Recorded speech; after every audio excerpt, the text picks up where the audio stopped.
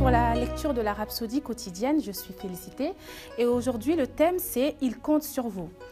Le verset d'ouverture est tiré de Romains 1, verset 16 qui nous dit « Car je n'ai point honte de l'évangile, c'est une puissance de Dieu pour le salut de quiconque croit, du juif premièrement, puis du grec. » Plus loin, Pasteur Chris nous dit « En tant que chrétiens, nous avons reçu le mandat de prêcher l'évangile jusqu'aux extrémités de la terre. C'est l'appel le plus sublime et le plus grand que nous ayons reçu. » C'est une chose que vous devriez faire avec toute assurance, foi, courage et conviction.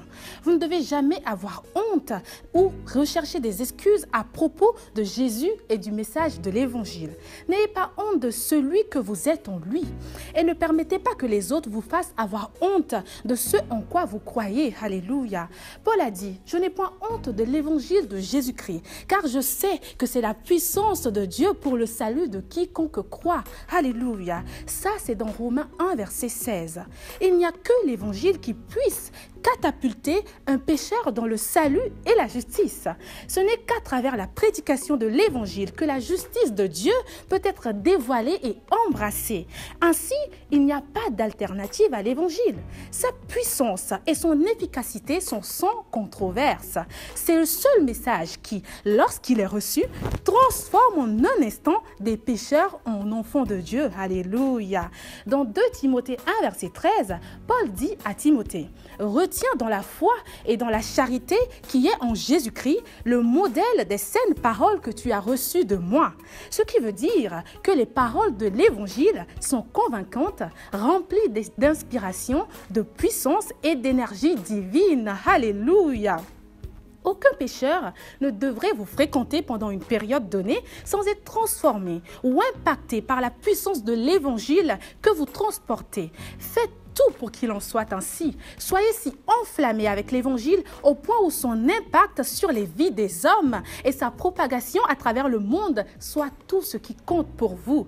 La Bible déclare que ceux qui auront enseigné la justice à la multitude brilleront à jamais comme des étoiles. Ça, c'est dans Daniel 12, verset 3. Brillez pour le Maître en faisant un impact avec l'Évangile. Sortez de votre zone de confort. Faites un effort supplémentaire. Comme Jésus, que votre nourriture soit de faire la volonté du Père. Alléluia. Et d'achever son œuvre. Cela est dit dans Jean 4, verset 34. Que cela soit votre raison de vivre. Il compte sur vous pour le salut de nombreuses personnes dans votre univers et dans les régions qui sont au-delà de votre monde. Alors soyez fidèles à votre responsabilité de gagneur d'âme. Alléluia.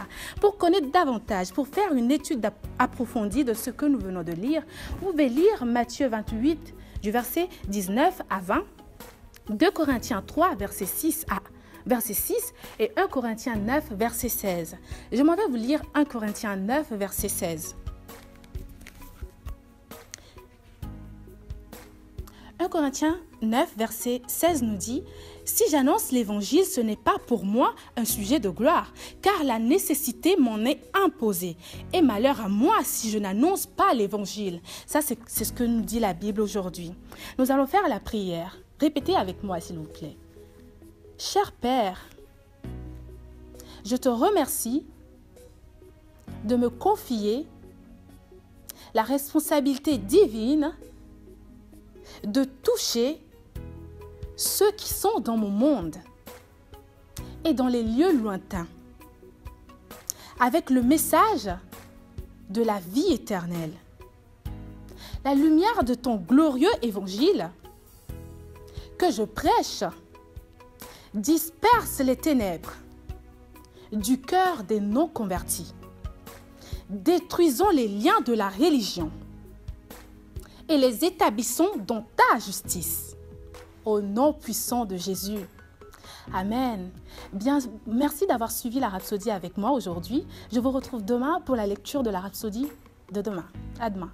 Nous espérons que vous avez été bénis par le message du jour. Si vous n'avez pas encore fait de Jésus le Seigneur de votre vie, vous pouvez répéter cette prière avec moi. Père, je viens à toi maintenant au nom de Jésus. Je crois dans mon cœur que Jésus est le Fils de Dieu et qu'il est mort pour mes péchés et tu l'as ressuscité pour ma justification. Je confesse que Jésus est le Seigneur de ma vie. À partir d'aujourd'hui, je reçois la vie éternelle dans mon esprit. Je suis né de nouveau. Je suis désormais un enfant de Dieu et Christ vit en moi. Merci Père d'avoir fait de moi ton enfant. Alléluia. Si vous avez fait cette prière avec moi, sachez que vous êtes désormais un enfant de Dieu et Dieu est votre Père. Ne vous arrêtez pas là. Rejoignez une église Christ-Imbécie où vous pouvez adorer le Seigneur et grandir dans sa parole. Que Dieu vous bénisse.